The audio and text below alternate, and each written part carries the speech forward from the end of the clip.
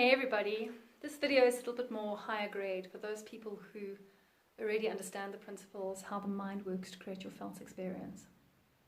I've been listening a lot recently to my own Three Principles gurus, Michael Neal and Dickon and the Pranskys and so on.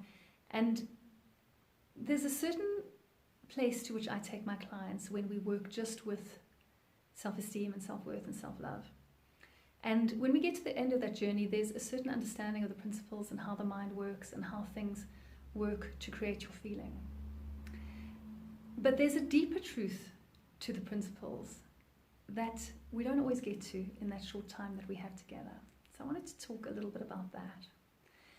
And that deeper truth is that when we really understand how the mind works to create our feeling experience, and in that understanding we have the capacity to not really worry about our mind doing that, and to not engage, and to not have to fix it, and to not have to do anything about it, then we have the potential to get a little bit quiet.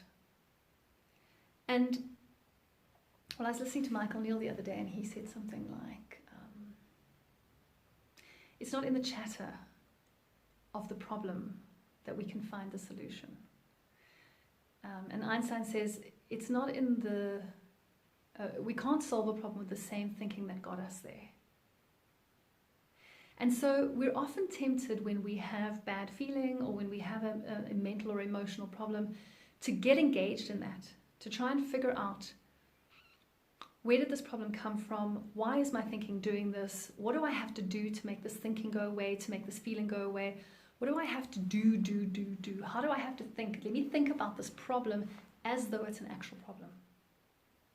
And we forget that when we fart out a thought, and that creates a chemical content in our body, and it feels to us like something is going on, that doesn't mean that there's something going on.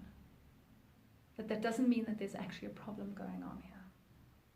And even if there was a problem that was requiring some sort of solving, we don't have to solve the problem in that moment with that thinking. We cannot mostly solve the problem in that moment with that thinking. Now, I was talking to one of my clients about this the other day, and she said to me, but if I have a problem, I need to think about it to solve that problem. And I was like, yeah, I understand that. Let's say, for instance, you had this camera and you couldn't get the battery out of the little McGafter at the back here. It wasn't opening.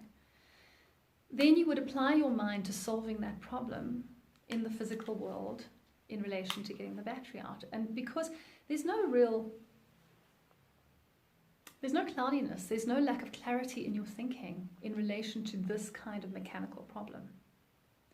So I'm talking about a different kind of problem here. I'm talking about the problem of the mind that is created by the mind, the problem of the emotional state that is created by the mind, the problem of the unhappiness, of the despair, of the lack of self-worth, of the lack of self-esteem, of your sense of your identity and your good enoughness.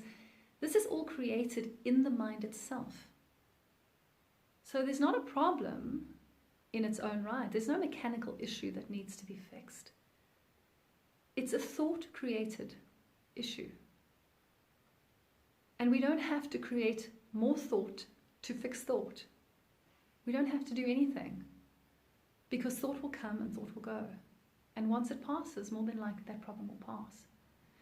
And if it doesn't pass by the thought passing, once we have a still silent moment, when the unconscious mind has had time to brew on it, that is when we have an insight that allows us to change all the way that we think about it, about the situation.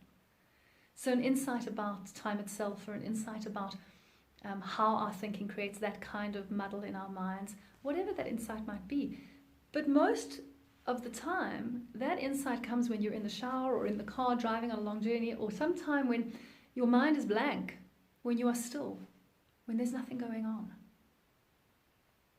So we need to resist the urge to try and fix the problem of the thinking with the same muddled thinking that created that problem.